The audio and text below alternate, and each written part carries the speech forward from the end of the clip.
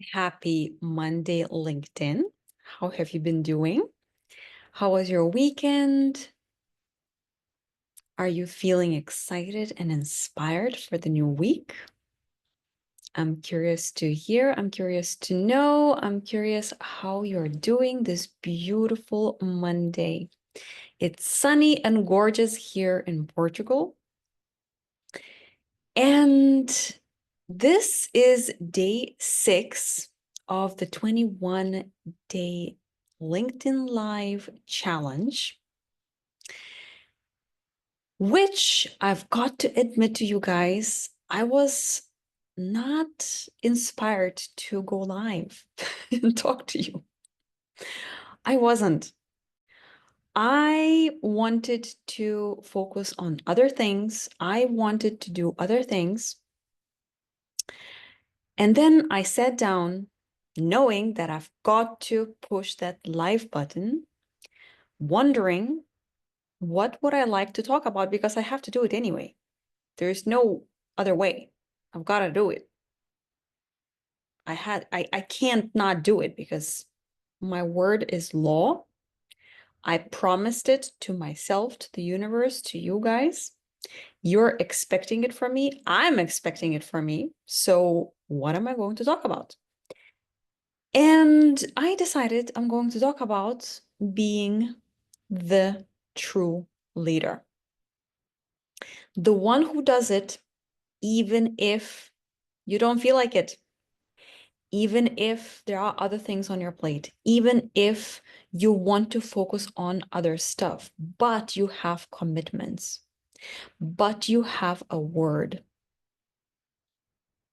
A true leader is the one who does it, who walks the talk, who makes it happen, even if something gets in the way, even if there are challenges, even if something is uncomfortable, you still make it happen.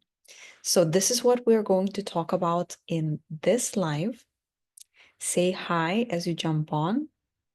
Share with me what resonates, what kind of insights or thoughts come up for you when we are talking about leadership, self-leadership. And I'm going to share a little bit about the prehistory of, let's say, the first version of Ruta, the one before personal development happened. That version of me was going with the flow of life, was also very determined with finishing things up. For example, I did not enjoy my bachelor studies or master studies, but because I set my mind to complete it, to finish it, to graduate, even if I didn't quite enjoy it, I pushed through and I made it happen. So determination was always a part of who I was. However, what was not a part of who I was alignment and doing things that were coming from the right place. Living a life that is truly in alignment with my soul's calling. Living a life that I am proud of, that I am happy with, that I am content with, that I am excited about, that I feel fired up about. That was not on my path. And why was that so? It's because, as you can imagine, and I can bet a lot of you resonate with this, is that you wanted to please other people, or you wanted to simply fit in. You didn't know any better, and so you decided that, well, I guess this is how I'm going to do the thing. This is how I'm going to live my life. This is what I'm going to create out of this clay called life. And so often you find yourself without even questioning, like, is that actually something that I want to do? Well, you're just doing it. You're just doing it because that's what you do. You just do it. In yesterday's live, I was talking about the masculine energy versus the feminine energy. So that's the masculine energy that I'm talking about, which has nothing to do with gender. It's just called like that, that the masculine energy is where you just do it. You just do it. You take action, you move forward, you do whatever it takes because you are determined, you are reliable. Your word is very important. Now, if there is no soul in it, if there is no excitement, there's no love, there's no alignment, there's no, oh my God, this is what I want to be doing. If there is no feminine essence in everything that you do, then you're not really being a leader by example. Why? Because you're just leading others from a place of forcing something. You're making it happen. And yes, that is great, but it's missing the true point of making stuff happen. Is the purpose, is the meaning, is why you are doing what you're doing. Why are you alive? Why do you have that job? Why do you run that business? Why are you in that relationship? Why do you surround yourself with those people? Why do you move your body? Why do you spend time on that hobby? Why do you do it all? Where is the intention? And so that was my past version of self, the one who was just doing things without the why, as if I was completely blind, hoping that one day, somehow, I will stumble upon my sense of purpose and somehow, one day, it will all make sense. But it did not. It didn't make sense until I started asking those questions. Asking questions, what is the purpose? What do I really want? What is my calling? What's the why behind it all? Who am I really? What's my true essence? What am I meant to be doing on this planet? And bit by bit by bit, I started evolving into this new version of me, to whom becoming a leader by example became the most important thing of them all. When I look back, when I was a teenager, I came across this quote that became number one most important quote of my life, that said, don't go where the path may lead. Go instead where there is no path and leave a trail. When I read that, I was probably 13 or 14 years old. When I read that for the very first time, it just stung me so deeply. I read it and I thought, how the hell am I supposed to pave my own path when I don't know anything? I don't know anything. I don't know how to do it. I don't have any guidance. My parents were not guiding me to find my path. My grandparents were not sharing their wisdom to find my path. My teachers were not teaching me to find my path. I had no idea how to find my path, but somehow that quote sat so deeply inside of my heart for such a long time. even though I was still in darkness, stumbling around, trying to find that door through which I could finally walk through. But somehow it took really quite a while. And I remember when I was, even before that, I was probably below 10 years old. And my mom's brother, my uncle, he lived in some foreign countries back then. And back then, Lithuania was not a part of European Union. So where he was traveling was crazy places like Uzbekistan and Kazakhstan and places like that. And he was basically never around. And so I didn't really know anything about my uncle apart from him coming back from time to time and visiting us. And those moments were some of the most magical moments. And I remember one specific evening in a around Christmas time, I think it was, because I remember it was very cold and we were sitting in our tiny kitchen in the house where I grew up. And we were sitting in this tiny kitchen because that was the warmest place in the house. And I also remember it being very dark already, so that's why I assume it was winter. And probably was 6 or 7 in the evening, and it was already completely pitch dark. And we're chatting about something. I don't even know what. I was a kid, but I remember myself being so in awe of my uncle coming back from somewhere far away and telling all these stories about what he saw and what he experienced and what happened.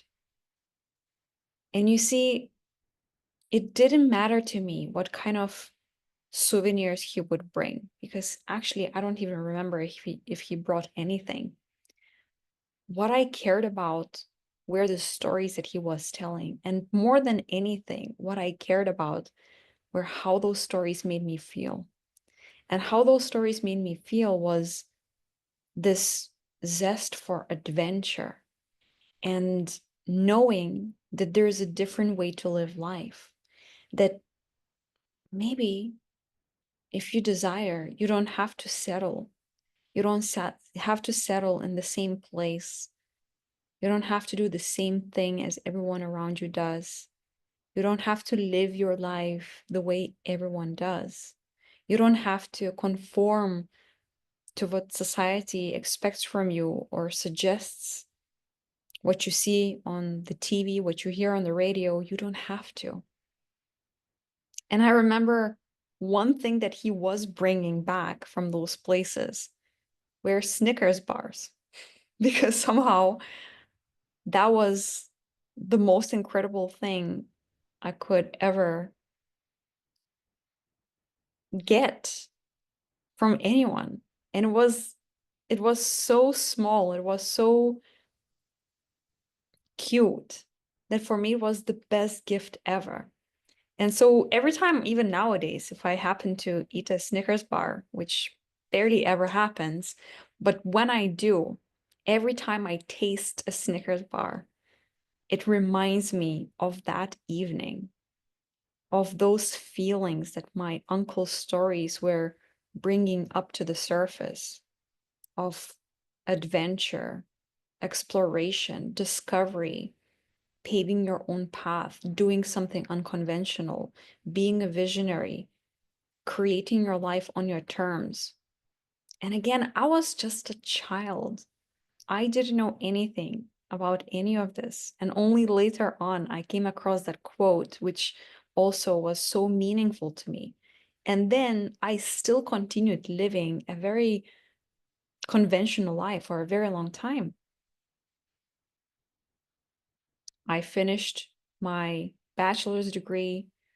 I graduated from a double Master's of Science degrees in 2 universities in Europe, in Germany, and in the Netherlands. Then I worked as a project manager and I climbed the career ladder in the corporate world. I was in a long-term relationship. I was ticking all the boxes. And I was sure that I was making my parents happy and proud. I was sure that my grandparents were happy that I'm living this stable, decent life, taking care of myself. But you know what? Deep down, I didn't feel that. Deep down, I felt like I was not where I was meant to be. And at one point, that quote again crossed my mind. Wait a second. Am I actually paving my own path? Am I actually living my own life? Am I actually doing what I'm meant to be doing? Where is my why? What's my purpose? Why am I doing this? Is this making sense? Is this making sense for my soul, for my heart? Am I happy? Am I a happy bunny? Because back then I was pretending to be. I was a very, very, very bubbly person. And every time I would show up in any gathering, a birthday celebration, a New Year's night celebration, anything like that, everyone was so looking forward to see me because I was this bubbly version of me, just like my mom used to be, the one who always brings joy and happiness into the room. But you know what? Deep down, I was a lost soul. Deep down, I was like, I don't know what I'm doing. Somehow it just doesn't really click. Somehow it it doesn't feel as profound as I know it's possible. Somehow I felt like there was some emptiness, some pretension. I just wanted to appear happy and bubbly, but deep down I wasn't really. And you know what? That was because I was just trying to mold myself into someone I was not. I was trying to mold myself into a different version of me. And so bit by bit by bit by bit, I started changing things. I started working with coaches. I started signing up to programs. I started reading books. I started doing exercise and journaling and listening to YouTube videos and listening to podcasts and doing a lot of inner work. And bit by bit by bit, I started realizing, oh, wow, I need to do a big cleanse in my life. I need to purge a lot of old patterns. I need to let go of a lot of people, even. What I noticed is that a lot of the people that I was surrounded by were just circumstantial. The friends that I had back then just happened to be my friends because we happened to study together, or we happened to go to the same school together, or we happened to work together, or we happened to go to a language course together. But it wasn't because we had something truly, deeply in common. It wasn't because we truly saw each other for who we really are, not who we were happening to be at the time. And so I started cleaning up a lot of my habits, the things I ate, for example. I stopped eating things that were dead, that didn't have life in it. I started treating my body with so much more love and care, with so much more thought and care behind every single thing that I was putting to my mouth. I started treating my body with much more attention regarding how I move it, how I stand, my posture, how I walk. I started listening to how I talk, whether or not I clearly express myself, how I articulate my thoughts, even wondering if my English accent is all right or not. I started noticing whether or not I'm using filler words. And if I do, I paid attention to use as few of those as possible. I started noticing which relationships were no longer valuable or beneficial, or somehow they were one-sided, as if it's a one-way street. I started noticing that some people don't have the best intentions.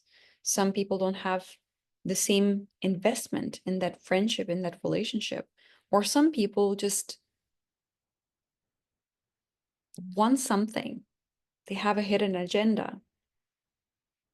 And so all of this analysis was really bringing so much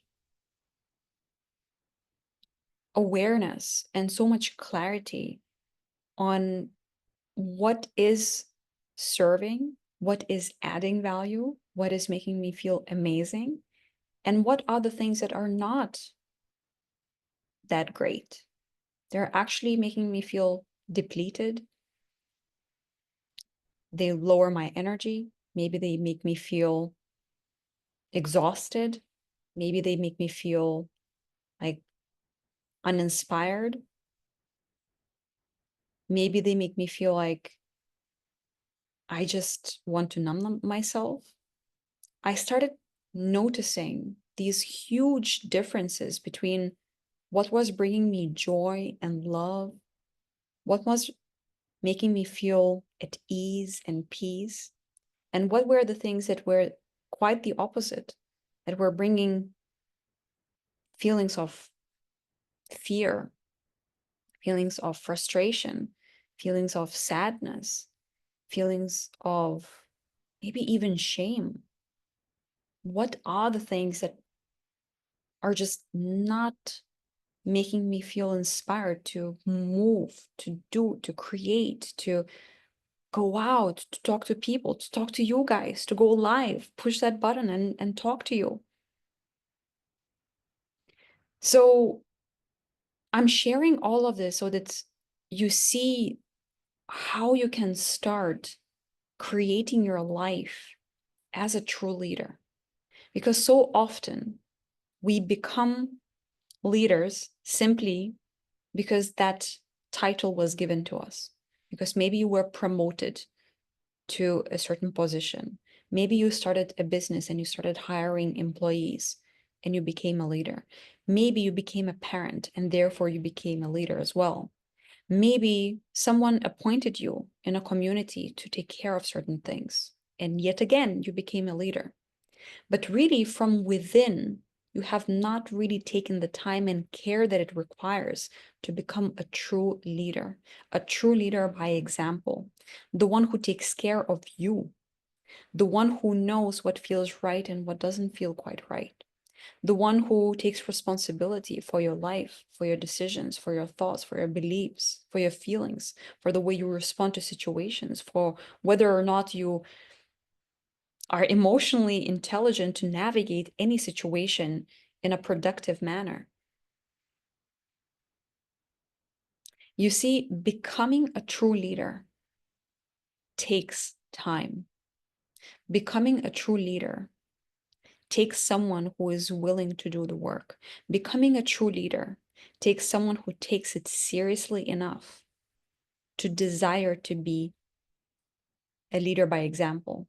Someone who doesn't just talk about what they're doing. They don't just present themselves a certain way, but those for whom integrity is in the front and center of their entire lives. And they're not going to show up unless it's in integrity with what they're going to say, what they're going to do, how they're going to approach a situation, what they're going to create. When you are in full integrity behind everything that you do, that's when you embody what you're talking about. That's when you're truly walking the talk. That's when you're merging the masculine, the doing, with the feminine, the essence, the being of that. And so the reason why I said in the very beginning, I didn't quite feel like going live. I didn't quite feel this inspiration and this, oh my God, I want to go and share all of this with you guys. But I did it anyway. And you see, my energy today is not ecstatic. It's not bubbly. It's not like, oh my God, I'm so in love with life. I am in love with life, but in a far more calm way.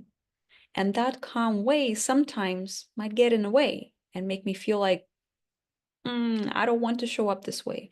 I don't want people to see me like this because it's less bubbly, less exciting. But you see, that is just an assumption that my audience only wants to see me bubbly. That is just an assumption that the people that I'm leading always need to see me in this hyperactive state, which is not true. And I want you to see the real me in my ebbs and flows, in my energy levels, which are some days very high and some days a little bit lower, right?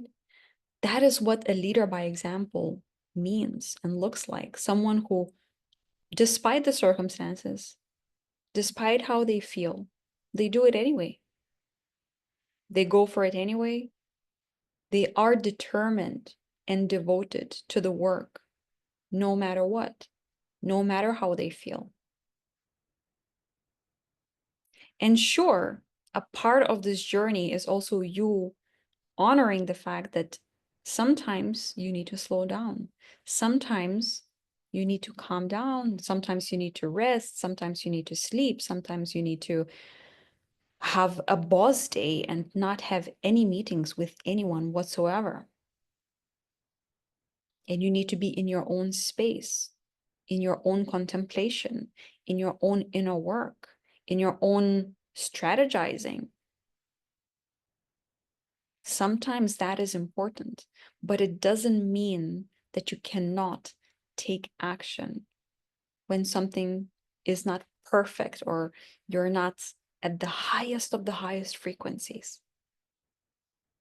You see, it's okay to be who you are, to feel the way you feel. All emotions are valid. Everything is valid. What matters is at which frequency you live dominantly. Do you dominantly go after your dreams? Even if you take time off, even if sometimes you want to take a break, even if sometimes you know you need to slow down. Are you dominantly excited about what you're creating? Are you dominantly eager to have a massive impact? Are you dominantly being the leader by example, no matter what? Even if sometimes, instead of always eating the best foods, you will have ice cream or a burger or a pizza. You see, when I say dominantly, I personally live by the rule 80-20. If we take an example of nutrition, I eat 80% of healthy, nutritious foods that make me feel absolutely amazing.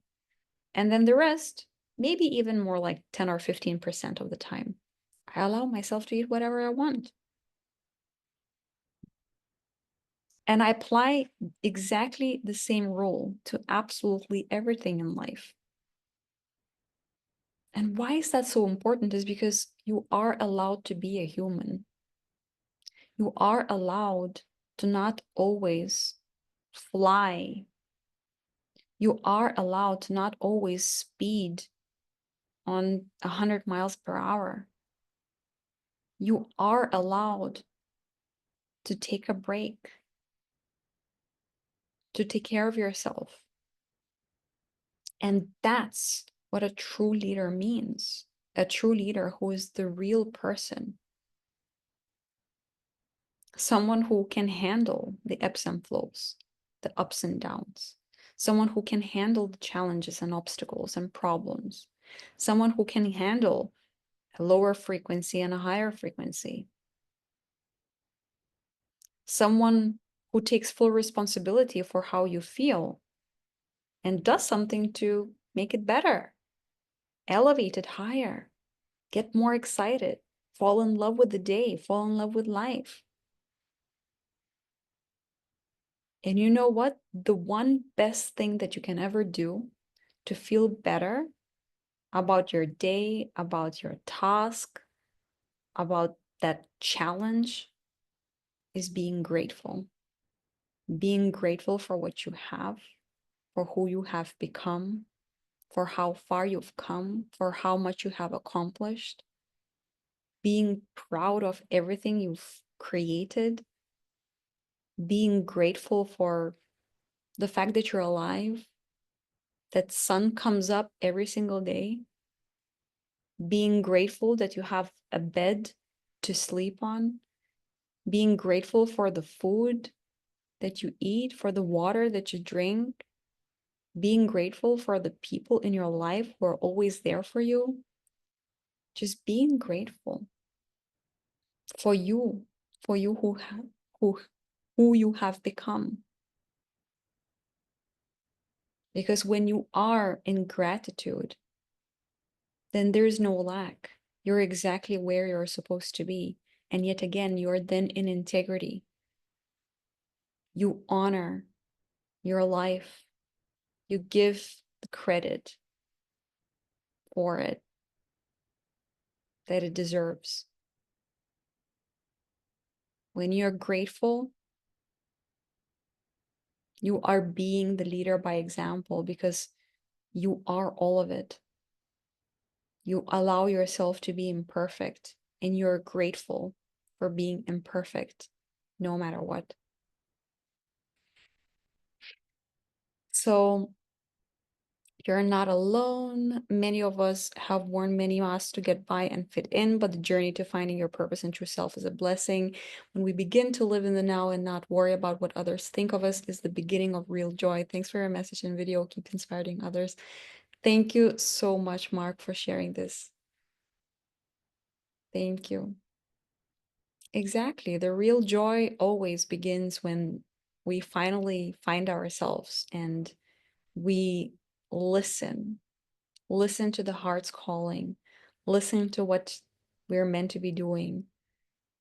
Find the courage, the bravery to do the uncomfortable things in order to create more space, more spaciousness for that joy to live in. That is so beautiful. And thank you, Stefan, also for being here. Thank you so much for today's live. I really wanted to show the real energy behind who I am being in this very moment so that you don't have this false idea that Ruta is always extremely high, extremely excited about everything. I actually have a lot of contemplative moments and days, and I analyze a lot and I journal and I work with my incredible clients. And on some days we are laughing our lungs out, and on some days we are crying and everything in between. And that is so beautiful. So also, I would love you to share these videos with anyone who would benefit from hearing any of this. If you have not seen the previous lives, go ahead and watch them as well. They're also stored on my YouTube channel. It would mean the absolute world to me if you shared on your profile or with someone privately, because this work is so, so important and life-changing, and it creates ripples throughout the world. Yet again, thank you so much. Have a beautiful day and see you tomorrow.